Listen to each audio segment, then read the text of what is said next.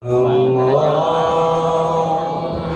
sholli ala sayyidina Muhammad. Sarwiti orang Cikupa kawin kaki Zaid orang Pasar Kemis harita akad tikahna teh di mas kawinan ku 10 gram. Kabeneran begitu akad tikah mas kawina teh bebejana leungit berarti kuari dihutang. Cek walinaan katuka wazawatuka binti Sarwiti bimahri 10 gram zahaban. Isya kontan apa hutang? Ceknya leungit di jalan, berarti muajalan hutang 10 gram hutang. Mobil tuh nikah di mahril mazkur, ajal, kuring, nerima nikah kanyi Zarwiti 10 gram hutang. Oh masalah di hutang tuh masalah. Masalah. Sarua bae jadi. Barang geus kitu caritana dek disarean ku Ki Zaid. Cek Sarwiti kula mah moal wakas sare bareng lamun mas kawin can dibayar. Oh sia Sarwiti sosoreun lain sosoreun. Sebab mas kawin eta adalah gaganti bud'i. Bud'i teh bahasa Arab, bahasa urangna naon? Gaganti apem. Apem ge can kaharti kene gaganti surabi nu beulah nu aya cengkehan jerona. Aduh, tah juga arti bae kurang Cikupa. Urang Cikupa memang deet pikiranana. Dibere budi teh teu kaharti naon budi cakna. Bahasa Arab jinganna. Datu diaji kurang Cikupa, bahasa ortodok. Bagori mah kaharti. Oh, surabi beulah aya cengkehan. Heeh. Anu sok seuri sakapeung baeud sakapeung. Eta. Ya cek awe emang sok baeud sarua bae. Aduh. Adena aing ngaji cek awe nya obe kun bareng aing sok baeud burung. Tah. Cek Sarwiti kula mah moal lantaran mas kawin teh iwadun anil budi gaganti liliron tina bobogaan kula. Berarti murah 10 gram nya dihutang. Kuari lamun dibikeun bae atuh uga gantina. Bisa. Ini Sarwiti. Mun can dibayar, moal. Atuh karek balik heula rek usaha jung atuh didoakeun cek Sarwiti teh ka ulah ngambek nyangan ieu mah kula mah hayang ge hayang dibayar doang mas kawin. Oh teu tanah. Cintaku tetap padamu. Masyaallah, ngadengi cintaku padamu ringkak bulu aing mah. Nah, usaha. Eta dikersakeun ieu Ki Zaid teh usahana ngajejes. Pas kawin di PHK. Kuari usaha teu maju-maju, malah aya ge sautak saeutik tah tina modal teh dirampas copet bueak kabeh. Mana kontrakan can kabayar.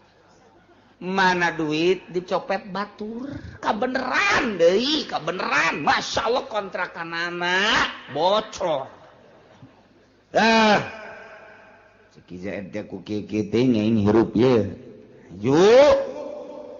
Datang ke pamajikan dek ngahibur diri, endahan menta mas kawin. Waduh. Ceki Zaid kieu amat geus sabulan. Ka 2 bulan, ka 3 bulan. Nah, ka 3 bulan Ceki Zaid teh jakaka can boga ieu jang mayar masih moal bisa kula mah. Tetep bae mun kakak teu bisa mayar mas kawin, kula mah dek meta pembubaran nikah. Waduh, pan berkelanjutan. Mana kontrakan can kabayar, mana modal beak. Mana pemajikan yang dibubarkeun pertikahanana. Tah, ieu kumaha ieu?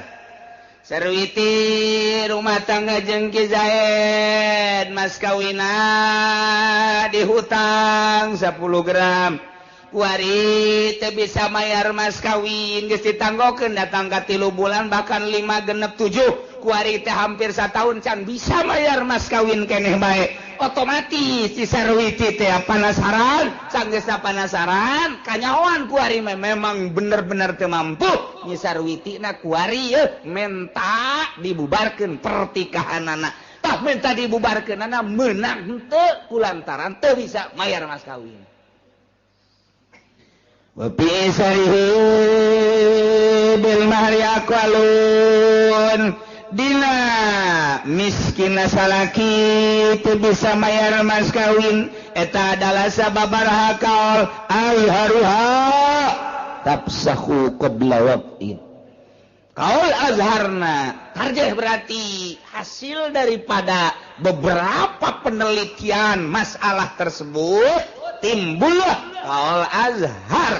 Nah ieu nurutkeun cek kaul azhar seorang istri bisa ngabubarkeun pertikahanana memet diwakti. Cara ngabubarkeunana wala tasqa hatta yathbuta inda qadini saruhu. Teu meunang ngabubarkeun pertikahan yana teu aya jalan Sarwiti ngabubarkeun pertikahan hingga tetep mungguh qadi kamiskinan Ki Zaid. Jadi laporan berarti Nyi Sarwiti teh urang Cikupa laporan ku ari KKUA Cikupa atawa langsung ke kejaksaan. Pagi cek Nyi Sarwiti. Pagi keneng keras amat. Bendu kula greget hayang gegiraan diuruskeun. Tenang neng, tenang. Negara orang kan negara hukum. Bohong. Negara hukum teh pada usero. Memboga hukum lagi kudu dihukum. Ih Sarwiti paham amat ieu. Jadi mamarahan kieu. Enak neng kieu. Kula boga salaki ngaran Zaid urang Cikupa. Pertikahan kula jeung menang geus satahun. Jadi nyana waktu nikah mas kawinna dihutang. Datang ke kuali teu bisa mas kawin. Saya lapor kepada Bapak jaksa bahwa pertikahan saya dengan suami saya yang bernama Zaid mohon dibubarkan. Ulah waka dibubarkan teliti heula. Panggil Zaid. Mana alamat Zaid? Pasar Kemis. Pasar Kemisnya Pasar Kemis mana? Pasar Kemis kota. Emang Pasar Kemis kota? Ha kota be pokoknya mana? Pasar. Kepada yang terhormat Bapak Zaid yang berada di kampung Pasar Kemis kota. Oh kok kampung kok kota? Denan gitu ngaranna saya harap menghadap ke Kejaksaan Cigaraksa sehubungan dengan laporan istri Anda yang bernama Sarwiti mengenai tentang rumah tangga Anda. Diharap menghadap besok pada hari Senin tanggal sekian. Wassalam atau terima kasih demikian kepada Kejaksaan Cigaraksa. Set kirimkan dari itu. Baca Ki Zaid. Panggilan saya. Berangkat Ki Zaid ka ditu. Zaid. Ini nama Zaid? Betul, Pak. Punya isi yang bernama Sarwiti yang Cikupa? Betul. Anda waktu pernikahannya mas kawinnya dihutang 100, Pak. 100 ya, Pak. Betul, Pak. Sampai saat ini sudah 1 tahun mas kawin belum terbayar lunas? Betul, Pak. Lantas kesiapan Anda bagaimana? Tiap jam, tiap hari saya siap. Tapi sampai saat ini belum bisa membayar, Pak. Nah, sekarang begini, sehubungan dengan istri Anda yang bernama Sarwiti telah melapor kepada saya dengan permasalahan tersebut, maka Sarwiti ingin dibubarkan pertikahannya.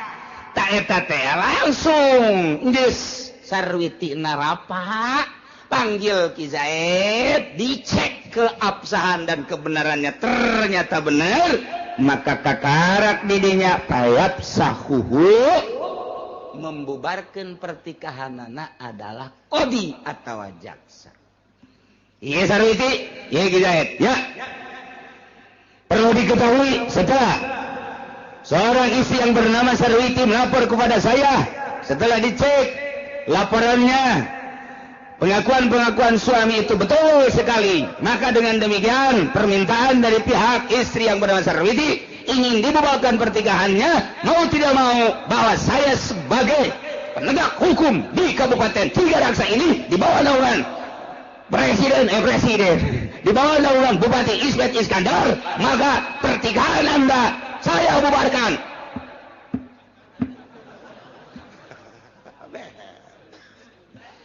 Balik serius ya kadit balik idah geusnya sia 3 kali sucian beres ceuk zain moeng ngomong bubar jangan bogoh jasa 1 juta kali bogoh sia teu mampu bayar mas kawin balik sia minta ongkos tolong kain lain mere ongkos jak jasa minta ongkos bapak-bapak anu berpunya hukum kula kaditu manya kudu leumpang ka pasar kemis sebelah sia an baku aku teh rakyat bapak ongkosan atuh pak ongkosan dah ongkosan wae tah pada duit teh 100.000 saya buka sepeda teh jangan aing ka ditu ojol ngaranna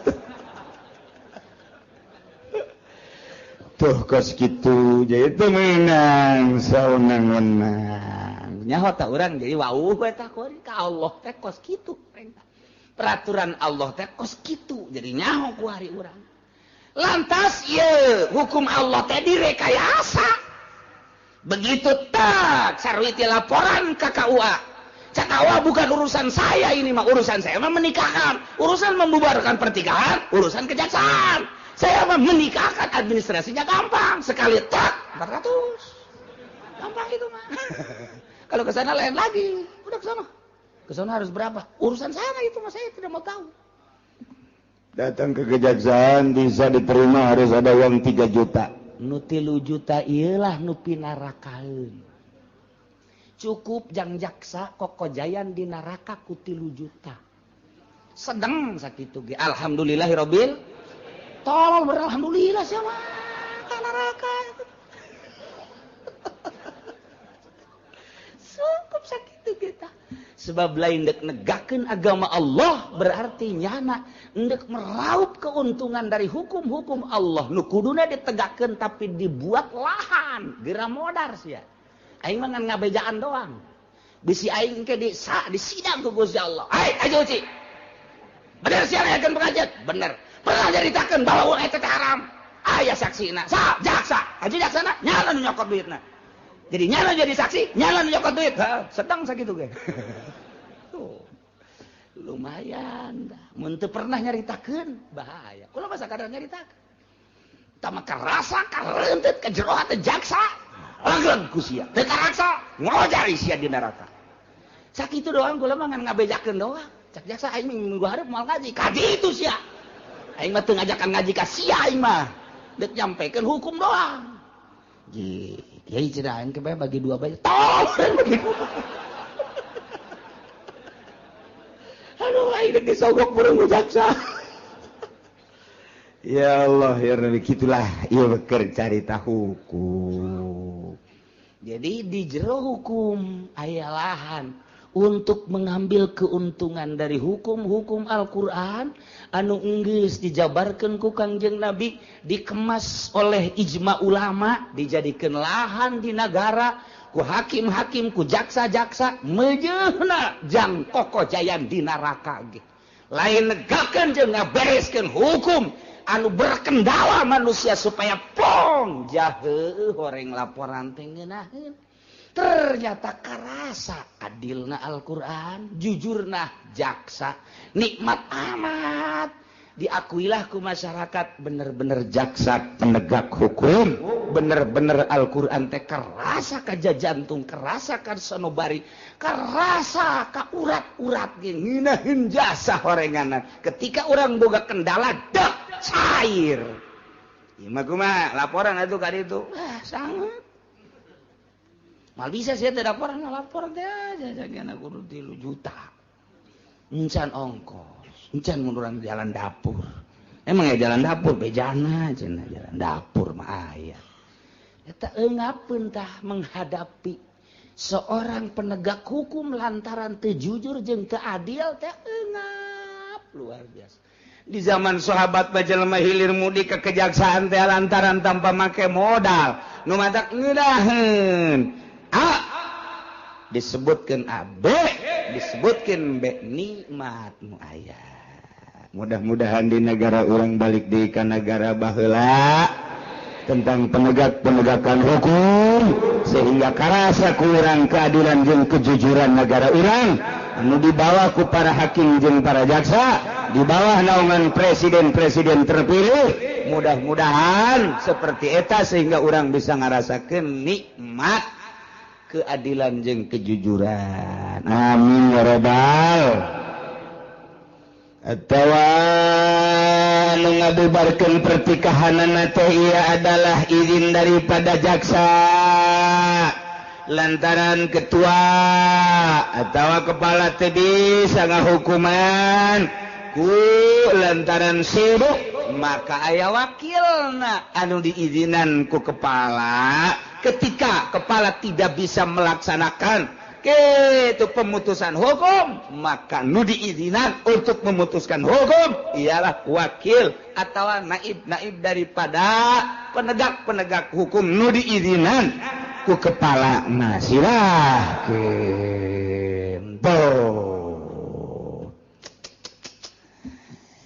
eta teh lamun qoblawatin memehwati kumaha lamun geus diwati Zaid kawin jeung Nyi Sarwiti mas kawina dihutang ditanggokeun ku Nyi Sarwiti hees bareng datang ka 3 bulan barang 3 bulan Ki Zaid teu bisa mayar mas kawin keneh bae nyaah jeung deudeuh mah aya ja cinta ieu karunya Nyi Sarwiti begitu ditoel langsung nangkara masang Nyi Sarwiti teh masang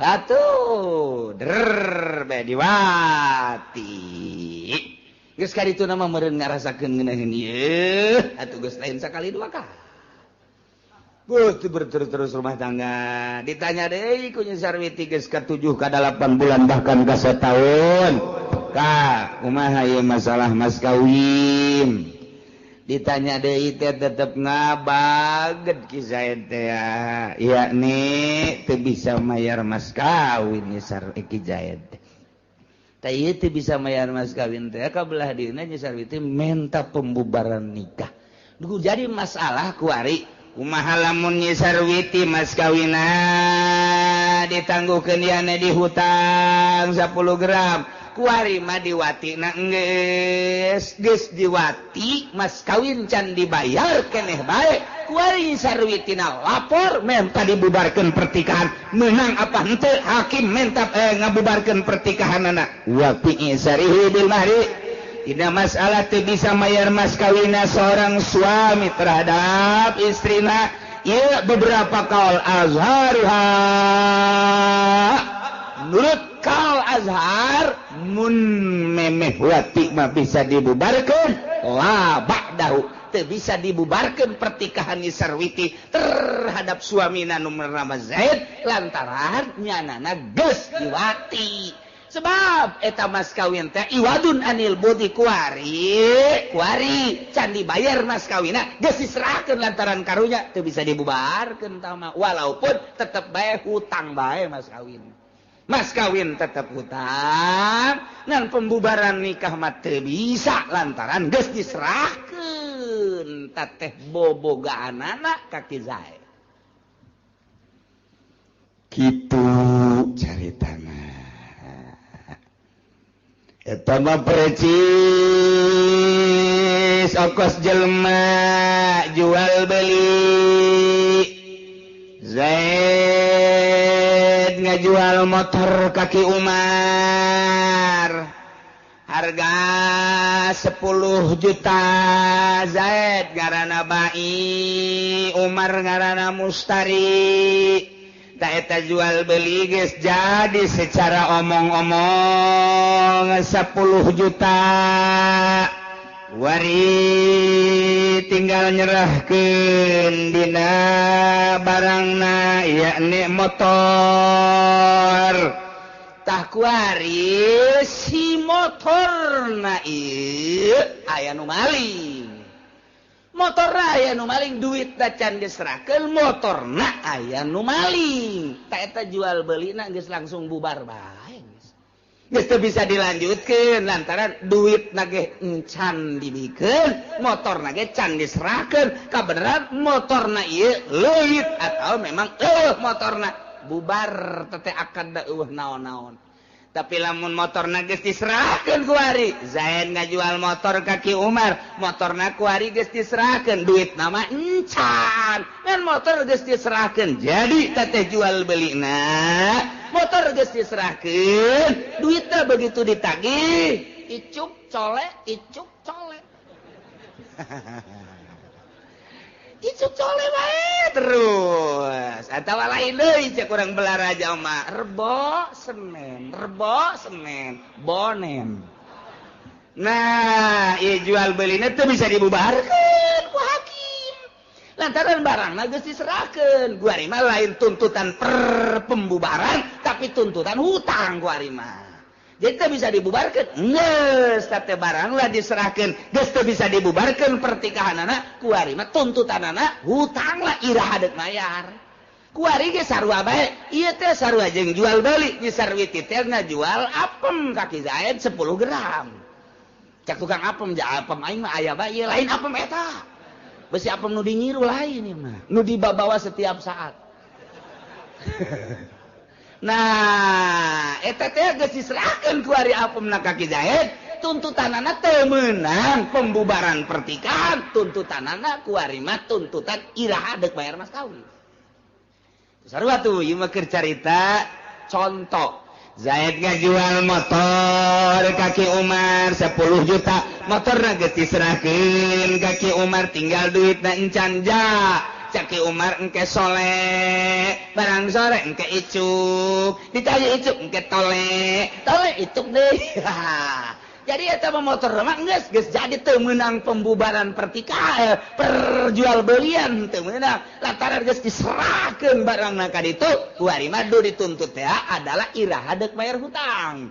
Nah ieu ge sarua bae. Zaid kawin ka Nyi Sarwiti, kemudian mas kawinna ditangguhkeun 10 gram teh. Kuari barang Nyi Sarwiti geus dipake ku Ki Zaid, berarti geus diserahkeun teu meunang. Tak ieu ulama teh deuk nyaritakeun la ba'dahu, teu meunang sabada diwati mah lantaran barangna geus diserahkeun, teu meunang dibubarkeun, teu meunang rapa pembubaran ku gara-gara mas kawin. Lantaran barangna geus diserahkeun ka Ki Zaid, kuari mun deuk dituntut iraha deuk mayar mas kawin. Tuh, ieu ngaji dia urang keur di dieu mah iya. Betul. Balik bae. Nungguan sate doang ngungkus balik. Emang gitu otak urang. Otak urang memang kos gitu. Fumatu qaulin nun najazul basu. Tulun nuritkeun sekaul mah dilestarikeun ieu pembubaran pernikahan harita kene. Hakim menerima laporan Sarwiti tentang pertikahanana nu ditangguhkeun mas kawina, bari barangna, barangnya Sarwiti can diserahkeun masih gres kene. Gres kene. Teu ngarti orang ketos ai gres naon seseukeun. Pokoknya gres bacan kagores-gores. Masih orsinil kene. Nah, tanya Ki Zaidna, benar. Can pernah ditoel-toel acan embungin, asal ditoel ngajimpret, syaratna mas kawin kudu dibayar heula. Lantaran geus akurat ieu mah ti dua belah pihak dalam rangka pemutusan hukum menurut cek sakal yujazul pashu. Lastarikan, luruskan, harita kene, begitu geus dicek kebenaranana, bubarkan pertikahan anak. Tapi wal azhar imhaluhu salasata ayyam. Cekal azhar mah tangguhkeun sampai 3 hari. Sarwiti, ya.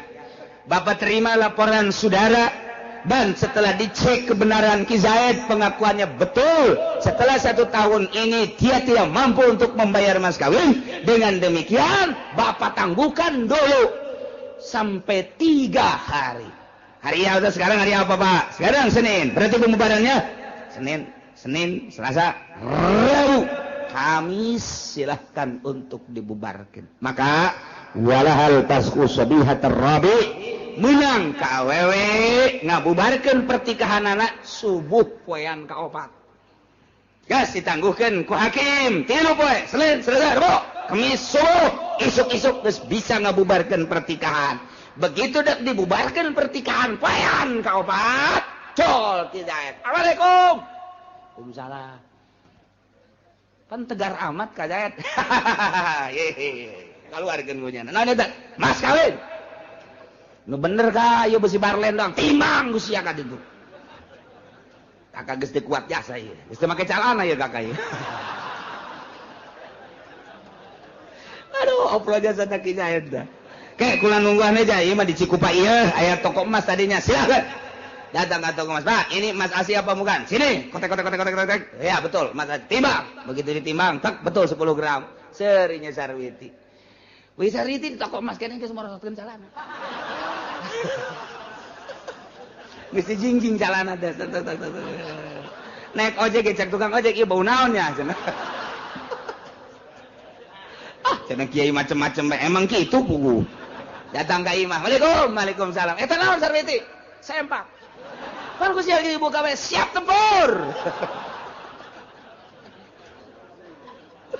Lalu menzakila yusalliman apa kau tahu kecuali ki Zaid poean kaopat masrahkeun apakah yakni masrahkeun mas kawina teu meunang ieu Sarwiti ngabubarkeun pertikahan lantaran ki Zaid mampuan begitu ditangguhkeun 3 poe kaopat poena mayar mas kawina salamet kabeh. Bandingkeun maham ilmu jeung salat sunah masih luhuran keneh maham ilmu. Kong urang datang ti jauh aya lengkahna. Aya ngaluarkeun ongkos, aya meuli uduk. Semacam di jerona teh. Oh, pohara jasa. Ju diuk nundutan bae leuwih gede tibatan salat sunah nundutanana eta masyaallah wah mantap ngalah ganjaran ngajina nundutan pohara jasa lantaran lamun urang ibadah teu make ilmu acak-acakan. Lamun urang ibadah teu paham kanu diibadahan acak-acak. Wal amalul qalil yanfa'u ma'al ilmi billah. Amal nu saeutik pohara luar biasa manfaatna disertai nyaho ka Gusti Allah Subhanahu wal amalul katsir la yanfa'u ma'al jahli billah. Amal anu saadag-adag, amal anu sababaraha godag, godag.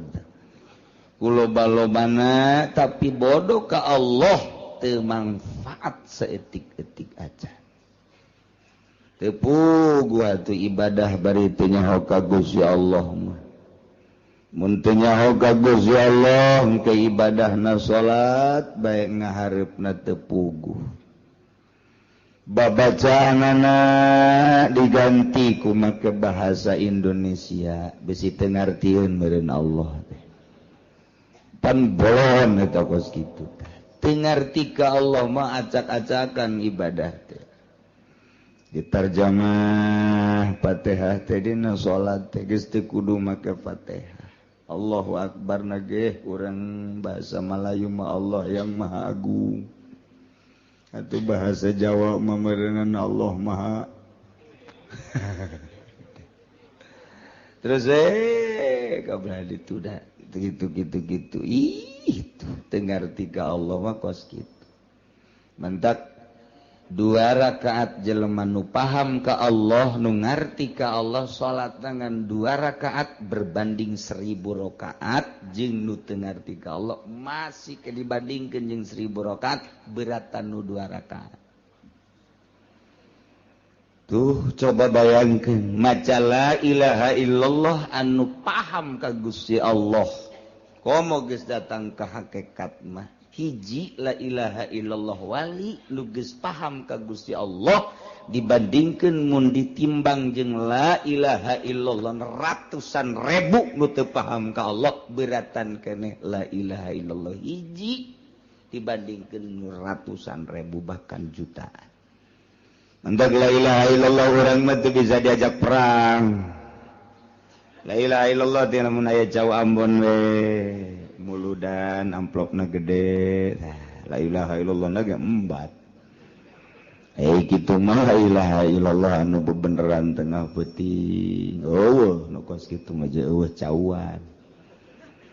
Ta eta la ilaha illallah teh bisa ngabanding urang tek ngadoakeun hiji jelema make la ilaha illallah hiji nu paham ka Allah jeung nu berjamaah ratusan ribu jelema hebatan nu hiji lantaran hiji ieu mah ngarti ka Gusti Allah ta ieu urang ngaji teh hayang ngarti ka Gusti Allah subhanahu wa taala dibandingkeun jeung salat sunah ieu gedean keneh ngaji malah aya nu can salat subuh ngaji bae lah pokoknya hewan.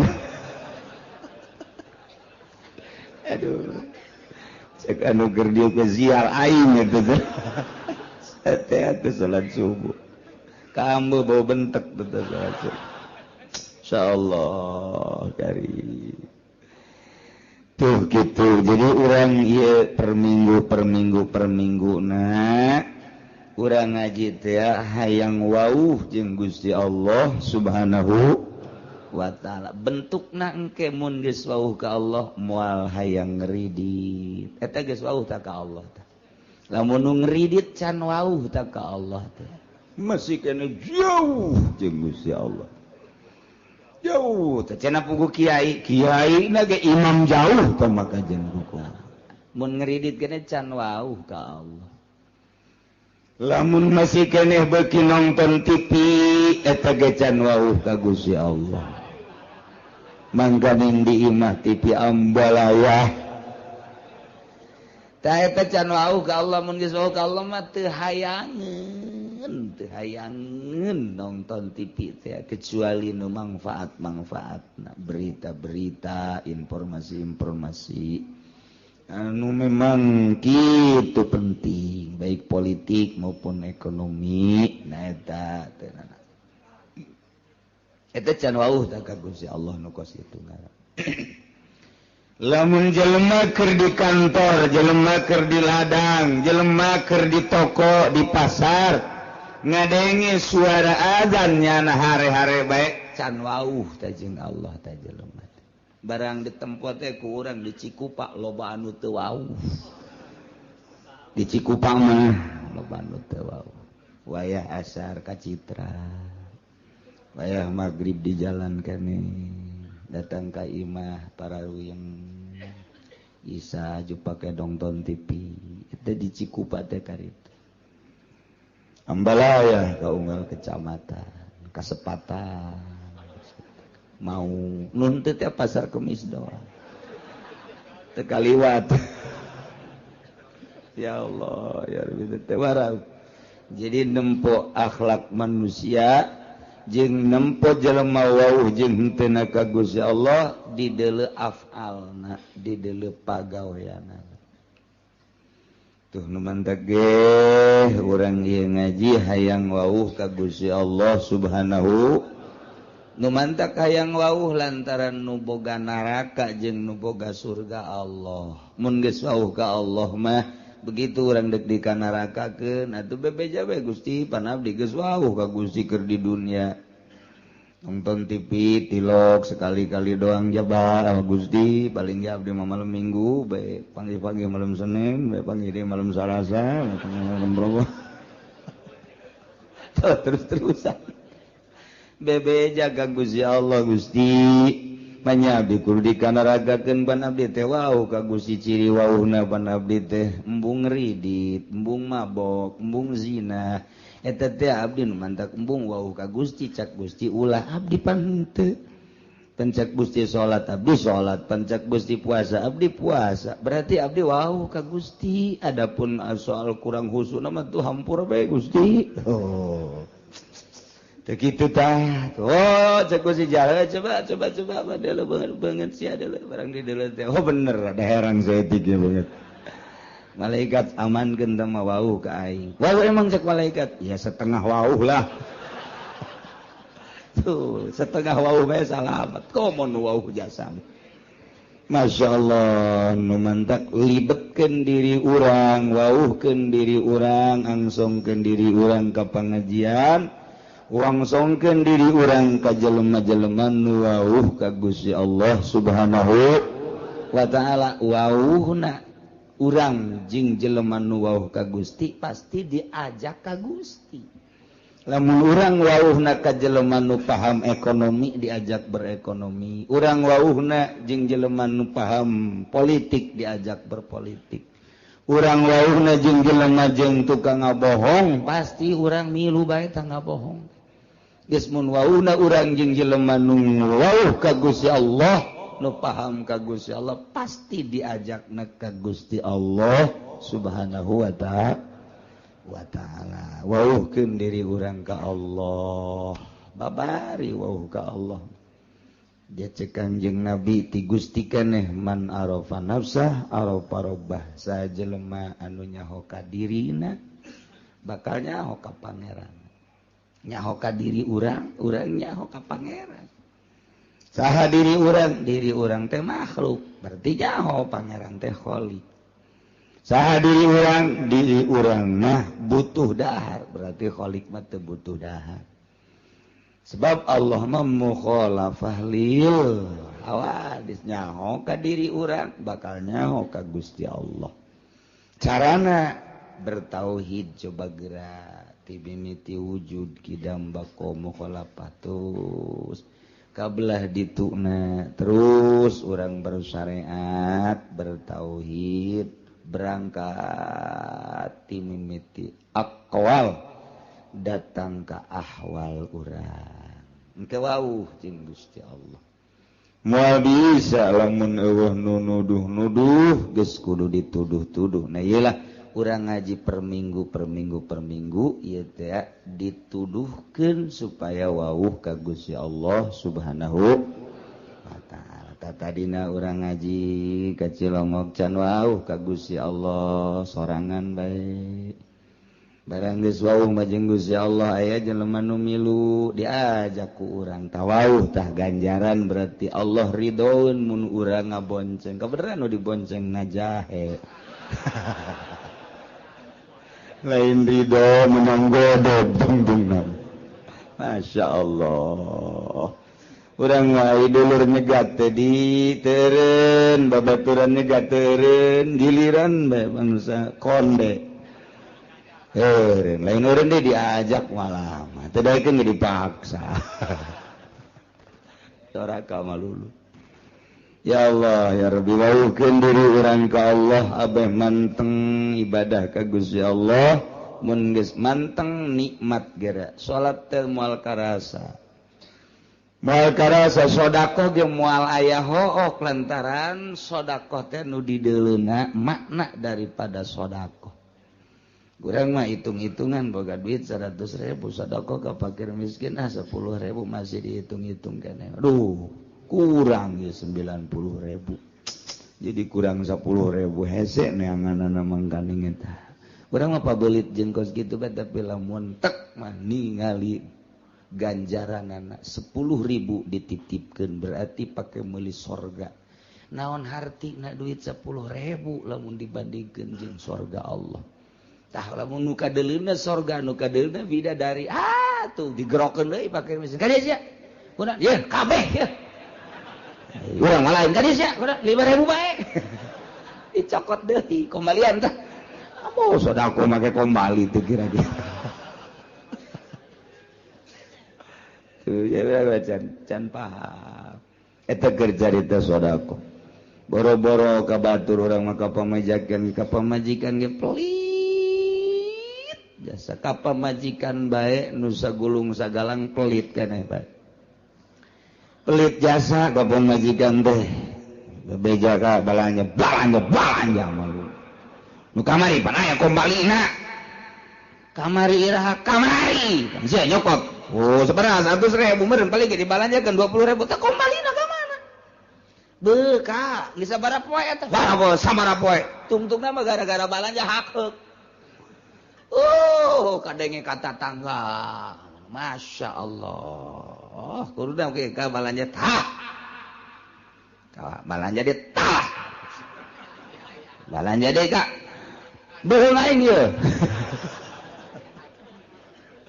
Masya Allah taya orang belajar nu dideleuna ulah terlalu duniawi tapi nu dideleuna ukhrawi bakal harampang kabeh nikmat belajar kos kitu teh kudu belajar kudu belajar lah mun teu belajar mah tuh moal bisa naon kudu belajar ke geus belajar bisa geus bisa jadi ahli geus ahli mah nikmat ahli sedekah ahli ngaji ahli salat ahli mun geus datang ka ahli mah nikmat naon moal datang ka ahli mun teu belajar heula geus belajar heula urang buka duit sabaraha dia 10.000 1.000 heh belajar buka duit sabaraha dia kali 20.000 2.000 heh sia buka duit 100.000 ya belajar 1.000 kali heh teu naik-naik belajar teh naik-naik guys berarti lamun kelas teh mah kelas hiji bae teu naik-naik takos kitu teh eta masyaallah urang teh hayang naik darajat urang munggu Allah Subhanahu wa taala faktor mana sektor mana urang nu bisa ye urang mah kebenaran bogana tanaga pake naikeun darajat ka Gusti Allah urang mah ku Gusti Allah diberena teh dunia pake naikeun darajat ka Gusti Allah urang mah diberena ilmu ku Gusti Allah ilmu pake naikeun darajat ka Gusti Allah Allah mere fasilitas ka urang teh titah digunakeun buat naikeun darajat urang henteu kudu jadi kiai bae henteu kudu jadi pengusaha bae naon fasilitas nu aya di diri urang akur bae pake naikeun darajat urang dibere dunia coba dunia pake naikeun darajat henteu urang dibere tanaga coba tanaga pake naikeun darajat henteu ka aing cak Allah ye pake teterekelan teh dibere ilmu dibere wawasan dibere ilmu politik dibere ilmu ekonomi dibere ilmu agama dibere ilmu budaya lain sebagainya pake naikeun darajat apa henteu ieu fasilitas ti Gusti Allah tinggal urang apa ongkos maca Quran kita maca Quran cakolot baheula pan aing mah baheula unu magah lain teu hayang cakolot teh ngan aing mah apal lisan ku ari teh ngan apalna 3 doang hiji Fatihah 2 kuliah 3 kulu jasa kituna ti baheula aing mah ku ari atuh belajar teh hese eta teh Quran dibulak-balik bae bismillahirrahmanirrahim batur mah nu bisa maca Quran fasilitasna atuh nyana mah lantaran bisa nasa kitu atuh eta bae Fatihah dolin kulya terus kulhu deui Fatihah deui kulya kulhu deui Fatihah deui kulya kulhu deui datang ka malaikat geus teu nyatet-nyatet nyaho aing babacaan siang mah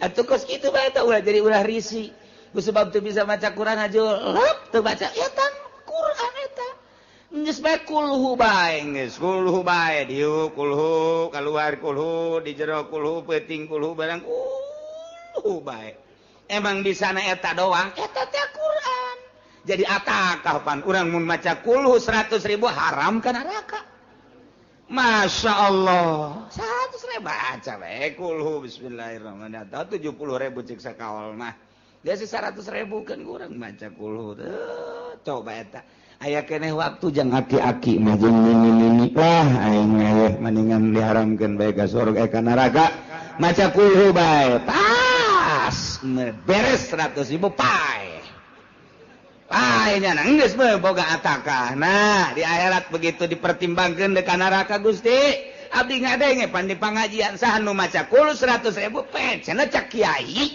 pan kiai ge kangjeng nabi cak ti Gusti cenah haram ka neraka abdi dek demo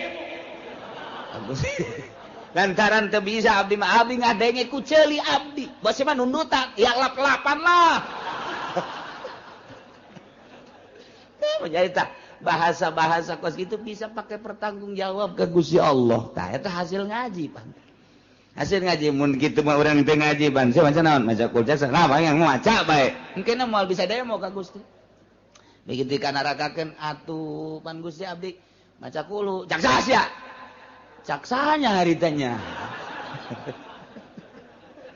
tuh tanggung jawab gitu mah cak sia ngaji di mana sia ngajina cilongok teangkeun kiaina bener pernah ngutakeun bener cak sia buka kurang teh pan qala Nabi sallallahu alaihi wasallam man qala al ikhlas bi'ata marrah bi'ata alfi marrah bejakeun ataqallahu dah pada eta cak Kangjeng Nabi tapi dipanggil bener pencak Gusti wah bener ieu mah tuh geus ka sorga kan cak malaikat ieu catatanna aya nonton TV nah geus sampura ampura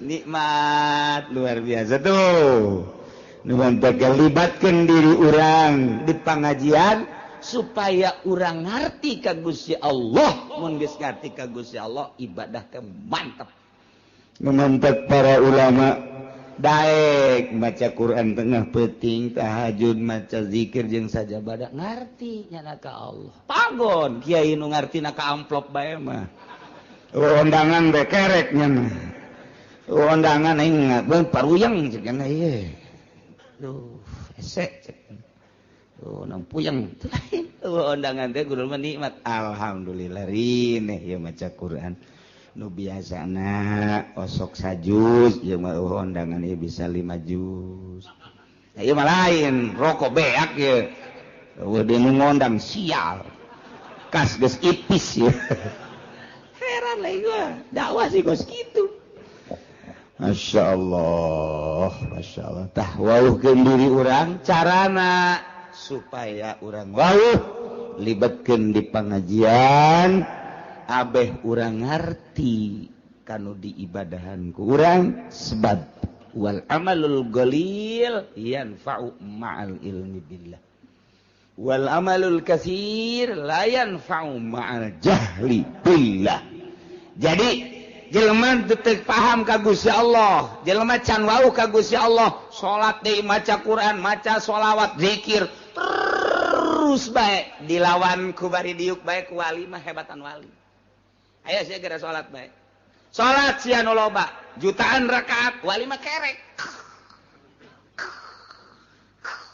diudangkeun dahar bismillahirrahmanirrahim tas dahar itu mah waduh keur tunjelan we salat wah jadi diudangkeun deui dahar beres hebatan keneh nu kerek tah eta tah bentak iblis teh di ka masjid begitu di ka masjid terjadi nyana begitu ka masjid terjadi deui tanya kunaon eta terjadi ka masjid iblis aduh di dinya aya nu keur sare tah nu keur sare sih beusi kahudangkeun nyana mun hudang waduh zikirna teu kawawa geus kena hees bae eta macak nyana teh itu pun nu salat teh diantepkeun sebabnya nama salatnya di baturan ku kula ieu kula asup ka jero hatena he salat deui sia hayang kalem sia kuari mah hayang salat deui tuh eta mah teh nu hees nu kerek asal geus udang bae bahaya lurah dicarekan ku nya camat dicarekan geus kena hees bae nya mah tak kos kitu iblis ge teu kuatir kajian kena SB cuma doh dah eta tanda bahayana seorang manusia nu ngarti ka Allah bisa membabi buta teu pandang bulu sahajeng nya nama zikir bae ka Gusti Allah dialah iblis waduh cek kena ieu mah bahaya mendingan kena hasan dak lolobana kiai mah harees Nailah orang ngawuhkeun ka Gusti Allah Subhanahu wa ta'ala pelebah dieu urang ngawuhkeun ka Gusti mengenai hukum-hukum pasar. Wallahu a'lam.